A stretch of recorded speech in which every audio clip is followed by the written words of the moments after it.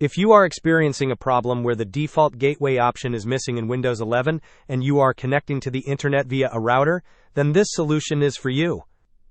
Please note that if you are using a dongle, SIM card, or similar direct connection, you will not typically see a default gateway listed. Assuming you are using a router, the first step is to right-click on the Start button and then select Settings from the menu. Once the Settings window appears, navigate to the Network and Internet tab on the list located on the left-hand side of the screen. In the right pane, you will find an option labeled Advanced Network Settings. Select this option. Next, you will see an option for Network Reset. Click on this. You will then be prompted to confirm this action. Click on Reset Now. Finally, click on Yes to proceed with the network reset. This process will restart your network adapters and reapply network settings, which often resolves issues with the missing default gateway. Hope this was helpful. Don't forget to like and subscribe if you enjoyed.